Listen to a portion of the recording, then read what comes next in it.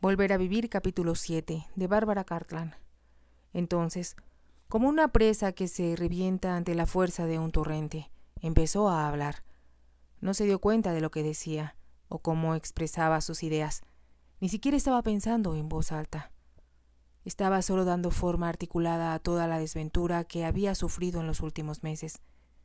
Ni siquiera pareció darse cuenta de que era a Clive a quien había elegido como su confesor. Sus reservas se habían venido abajo y toda la corriente de sus desventuras tenía que volcarse sobre la persona más accesible en ese momento. Clive permaneció sentado, inmóvil y silencioso, mientras ella hablaba. No se necesitaba mucha imaginación para comprender todo lo que había detrás de aquella historia que ella relató con frases escuetas y murmullos ahogados. Era fácil suponer lo hermosa que debía haberse visto Stella esa mañana, cuando salió de la casa Marsden para dirigirse a Londres. Había recibido una carta de Bertram el día anterior. «Tengo una breve licencia, mi amor, y voy a Londres el miércoles. Por favor, nos vemos en el apartamento a las 12 en punto, no antes, porque si mi tren se retrasa un poco, quiero estar bañado y limpio cuando tú llegues. Tú sabes lo importante que es para mí que me des tu aprobación en cuanto a mi apariencia. Incidentalmente, y esto es un secreto, es posible que pronto me vaya al extranjero. Parece que el general tiene que ir al oriente de Europa para asistir a una conferencia de altos dirigentes, y quiere que lo acompañe. La idea no me disgustaría si no tuviera que separarme de ti. El miércoles a las 12, queridita. Tendremos cuando menos 48 horas para estar juntos. ¿No te emociona la idea? Te aseguro que a mí sí». Ella casi no había dormido esa noche. Hacía 5 semanas que habían enviado a Bertram al norte del país, y no se habían visto en todo ese tiempo. Se sentía como una niña de escuela a quien le dan vacaciones repentinas e inesperadas. Se quitó su uniforme de la Cruz Roja y se puso su vestido y su abrigo más bonitos y alegres, añadiendo un ridículo sombrerito de tul y plumas, y 2 grandes zorros azules, que colocó sobre sus hombros, enmarcando el porte perfecto de su cuello y su cabeza. Se fue a Londres por ferrocarril. Tomó el primer tren de la mañana, que salió de la estación cercana a Marsden a las 7:30. Ella, también, quería arreglarse lo mejor posible antes de ver a Bertram, así que llamó por teléfono a su peinador e hizo una cita para las 10 de la mañana. Tan pronto como recibió la carta de Bertram, mandó llamar al jefe de sus jardineros y le dijo que necesitaba melocotones y uvas, y que debían colocarlos en una cesta para que ella se los llevara temprano. Y ella misma fue al invernadero y cortó un enorme ramo de las flores favoritas de Bertram, a quien le encantaban los claveles. El tren llegó tarde a la estación de Paddington, en Londres, y cuando por fin logró obtener un taxi, Stella notó que era ya casi la hora para su cita con el peluquero. «No tendré tiempo de ir a la casa», dijo a su doncella. «Pueden dejarme en la calle Bond». Estaba ya a la mitad del camino, cuando Stella cambió de opinión. Ordenó al conductor del taxi que la dejara en la primera parada de taxis que encontrara. Allí pasó a otro taxi, llevándose las flores y la fruta.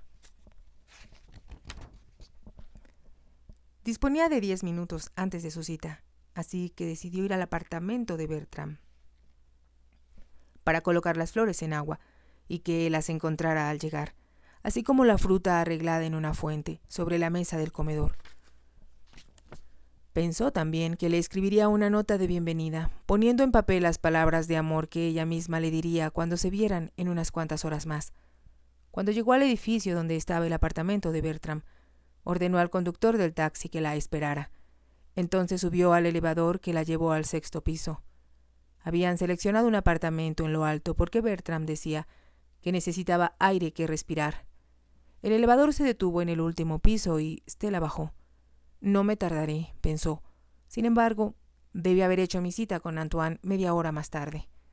Pero en ese caso habría llegado tarde a su cita con Bertram.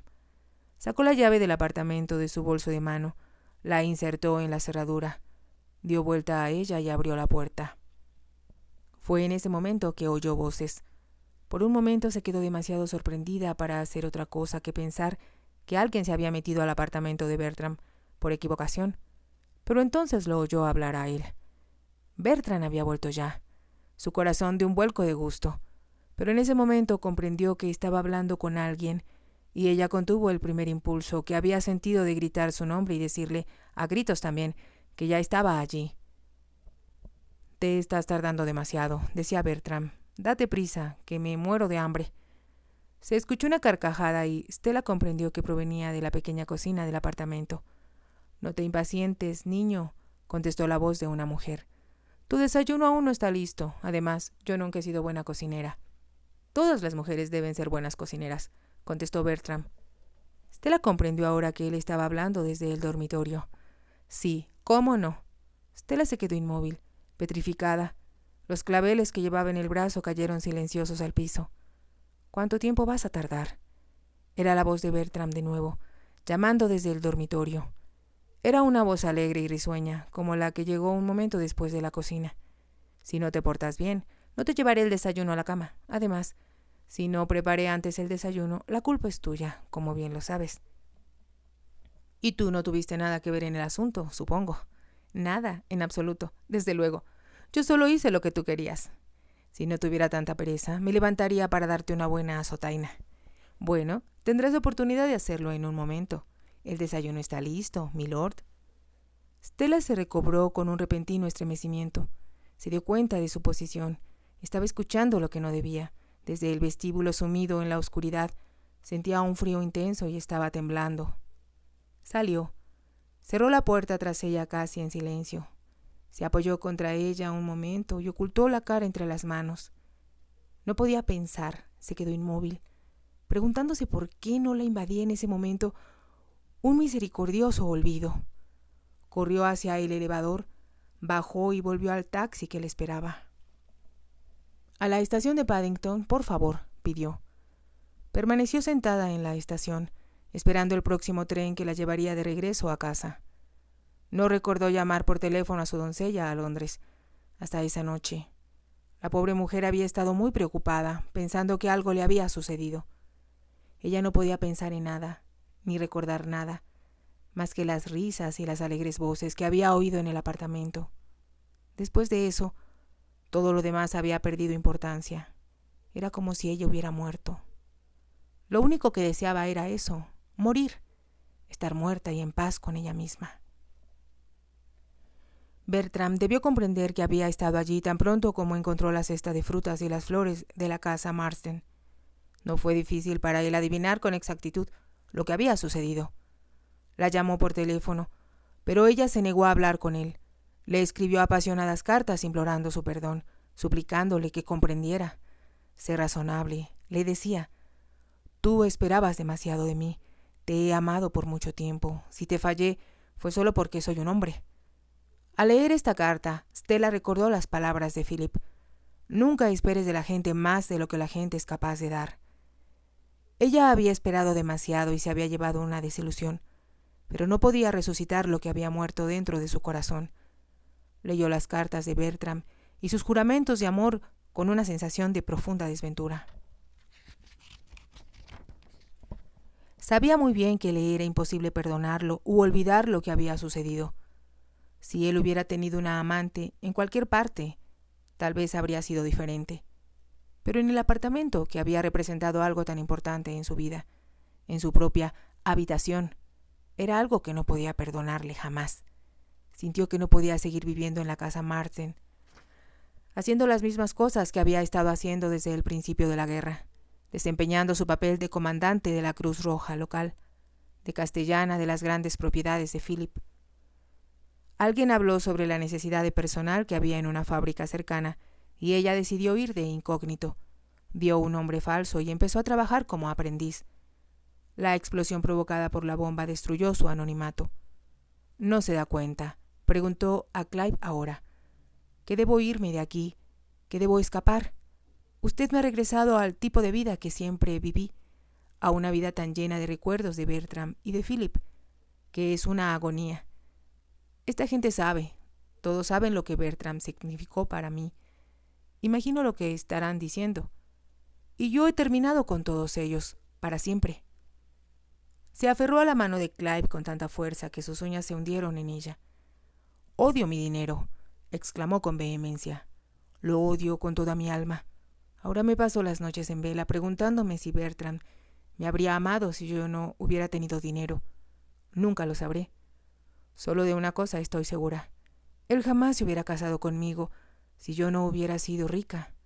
¿Cree usted que quiero seguir viviendo en un mundo así? Clive guardó silencio, y después de un momento ella dijo con voz débil: Si tengo que vivir, y es culpa suya que lo haga, lléveme a donde haya gente real. Debe haber otro tipo de gente en alguna parte. Esta forma de vivir se ha terminado. Está muerta. Lo sé, porque yo también he muerto. Estoy muerta. ¿No lo entiende? Stella Marsden está muerta. Enseguida, en un tono hueco, desesperado y patético, murmuró: En algún lugar debe haber gente que sea merecedora de sobrevivir. Yo quiero conocerla. Lléveme lejos de aquí, por favor. Lléveme lejos de aquí. Ella seguía aferrada a su mano. Ahora trató de incorporarse en la cama, como si quisiera huir de allí, pero la debilidad de su cuerpo le impidió sostenerse. Por primera vez desde que ella empezara a hablar, Clive se movió. La apoyó con gentileza contra las almohadas y, tomando un vaso que había junto a la cama, lo acercó a sus labios. Estaba agotada. Respiraba agitada, pero ya no era la estatua impávida que había permanecido acostada hasta esos momentos, sino que era una mujer que sentía y sufría. Su rostro había cambiado. Había perdido su inmovilidad. Estaba contorsionado por sus emociones y cubierto por las lágrimas que habían corrido por sus mejillas mientras hablaba. Con gentileza, Clive enjugó las lágrimas con su pañuelo. Después habló con suavidad. Haré lo mejor posible por usted. Entonces lléveme de aquí. ¿Lo hará?, suplicó. ¿Me lo promete? Se lo prometo, contestó él con gravedad. La señorita Unger, que estaba regando los geranios que florecían en su ventana, se inclinó para gritarle a una niña que cuidaba de un bebé en un carrito. «Doris», gritó, «sube ese carrito a la acera ahora mismo. Sabes que no debes bajarlo al arroyo». La niña, que se había distraído viendo jugar a otros chiquillos, levantó la vista sorprendida al escuchar la voz que provenía de arriba. Cuando vio de quién se trataba, sonrió a la señorita Unger, con la confianza nacida del afecto. «Está bien, señorita, no me olvidaré. No vuelvo a hacerlo. Así me gusta». La señorita Unger observó al pequeño grupo durante un momento con expresión benigna. Enseguida cerró la ventana y guardó la jarra, ya vacía, en un anaquel de su diminuta cocina. Era una mujer enorme, tan grande que era asombroso que un solo ser humano pudiera moverse con tales proporciones.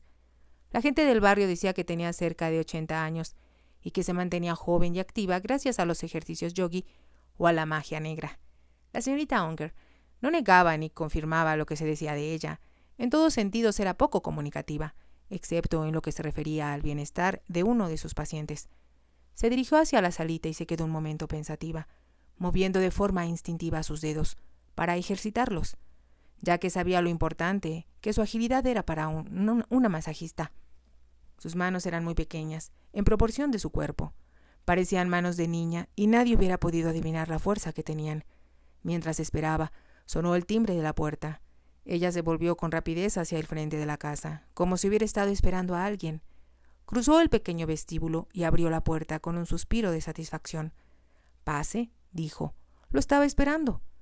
«¿Me estabas esperando?», preguntó Clive desconcertado, al cruzar el umbral. Entonces, al mirar la gran sonrisa de ella, añadió: «Ah, usted y sus trucos paganos. En otro siglo, que no fuera este, la habrían quemado por bruja». «Lo creo», dijo la señorita Unger, con aire complaciente. «El hombre ordinario siempre ha luchado contra el conocimiento y le ha tenido miedo. Yo no lucho contra él, pero cuanto más vivo, menos conocimiento parezco tener». La señorita Unger lo condujo a la salita. «Siéntese y cuénteme, ¿qué le sucede, doctor? ¿Algo le preocupa? ¿O no estaría usted aquí?» Clive se echó a reír. «Usted siempre va directo al grano, ¿verdad, Oggy?», dijo él, llamándola por el diminutivo cariñoso con que todos los niños del barrio la conocían. «¿De qué se trata?», preguntó Oggy, riendo con él. «No creo que haya venido por mis bellos ojos». ¿A quién tiene usted aquí ahora, Oggy? ¿A quién está tratando? Él sabía muy bien la respuesta, pero intentaba ganar tiempo para pensar de qué manera le presentaría la situación a Oggy. ¿Se refiere usted aquí en el apartamento? Sabe muy bien que tengo a la pequeña Mary Robinson. Subirá a verla antes de irse, ¿verdad? Por supuesto, pero tendremos que moverla. La enviaré a la casa de Cornwall. Ya está lo bastante bien para ser trasladada. Claro que no. Se quedará aquí todavía otro mes, cuando menos. Escúcheme, Oggy. Clive se sentó, con los brazos apoyados sobre las rodillas. Conocía muy bien a aquella mujer. Era tan decidida y obstinada como una mula. A su manera, ella lo amaba y habría hecho cualquier sacrificio, cualquier cosa que él le pidiera, hasta cierto punto. Para ella, sus pacientes eran lo más importante del mundo. Hacía aproximadamente 15 años que él la había descubierto de casualidad. Ocurrió un accidente en la calle y la niña que resultó herida y a quien él había operado le pidió llorando que él mismo fuera a ver a su madre para avisarle del accidente. Clive, que tenía debilidad por los niños, había perdido una preciosa hora en ir a ver a la madre. Estaba enferma, en cama, según le había explicado la niña, y cuando llegó a la pequeña vivienda, encontró a la señorita Unger dándole masaje. No le llevó mucho tiempo enterarse de la labor que Oggy realizaba en aquel barrio.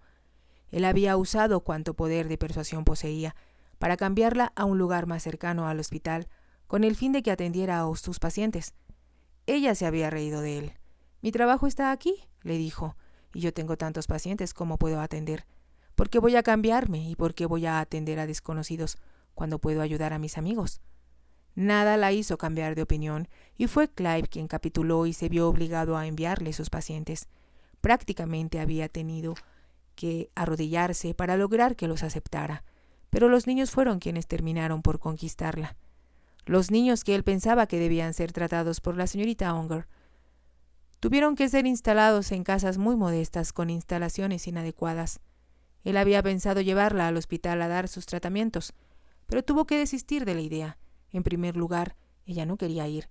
En segundo, sin duda habría tenido problemas con las enfermeras. Era difícil, era caprichosa. Se rebelaba a todas las formas aceptadas por la ciencia médica, pero obtenía resultados. Clive creía, con toda sinceridad, que en su mayoría eran curaciones de fe. Oggy inspiraba a sus pacientes. Ellos creían en ella y ella los hacía creer en su capacidad de recuperación. Ella amaba a la gente entre la que vivía. Sus tribulaciones eran las tribulaciones de ella, sus dificultades, las dificultades de ella. Le pagaban muy poco por sus servicios, cuando le pagaban. Algunas veces los pacientes de Clive, agradecidos por lo que ella había hecho por ellos, daban a la señorita Unger grandes sumas de dinero. En 9 casos de 10, ella se los devolvía. En el 10º caso, entregaba el dinero a alguna familia necesitada. Era difícil saber de qué vivía. Clive sentía que debía tener alguna pequeña renta fija, pero él no estaba seguro de nada en lo que a Oggy se refería. Aún para él, era una mujer envuelta en el misterio. Ahora, tentativamente, empezó a luchar con ella. «Tengo a alguien que quiero traer aquí», dijo. «La niña ya está lo bastante bien para ser trasladada, usted lo sabe, aunque se ha encariñado con ella, como sucede siempre». «No me gusta gente aquí, no quiero tenerla y usted lo sabe», contestó Oggy. «Le advertí la última vez que no iba a aceptar a nadie más. Ya estoy vieja, doctor, y necesito unos minutos de descanso para mí todos los días». «Lo sé», dijo Clive con gentileza, «pero le he ofrecido poner sirvientes o enfermeras a su disposición para que la ayuden y nunca ha aceptado». «¿Sirvientes?», gruñó Oggy con desprecio. «¿Para qué quiero sirvientes? Yo misma soy una servidora. Soy servidora de quienes sufren. Y cuando esté decrépita y no pueda servirme yo sola, tendrán que tirarme a la basura». Se echó a reír. «Ah, pero me olvidaba que usted querrá mi cuerpo para examinarlo y ver qué es lo que me ha dado esta bella figura por tantos años, ¿no es cierto?». Se echó a reír de nuevo y Clive pareció un poco turbado. «Si solo me dejara examinarla y hacerle algunas pruebas. Ni pensarlo. Soy como el Señor me hizo. Y si eso es lo bastante bueno para mí, doctor, tendrá que serlo para usted también». muy bien», contestó Clive. «Será como usted quiera. Pero, Oggy, tengo que pedirle un favor. ¿Puede escucharme por un momento?» «Lo voy a escuchar, pero no le prometo nada. Hay una mujer que ha pasado por un verdadero infierno. Se casó con un hombre del tipo que usted y yo más abominamos. Hemos hablado de ellos antes, y sabemos que aunque se degradan ellos mismos, no es nada en comparación con la degradación y la humillación que imponen en los demás. Esta mujer era muy joven e inocente cuando se casó.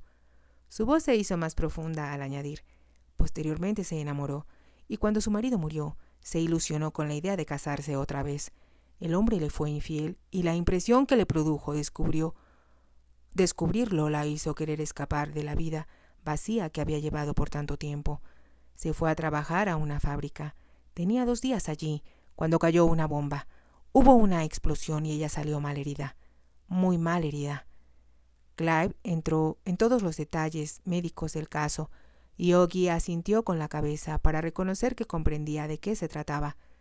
Anoche, continuó diciendo, supimos que el hombre al que ella amaba, al que tal vez sigue amando, murió en acción. Yo iba a probar en ella un nuevo aparato que acaba de llegar de Estados Unidos, pero, Oggy, esa mujer está tan enferma de la mente como del cuerpo. Quiero tenerla aquí.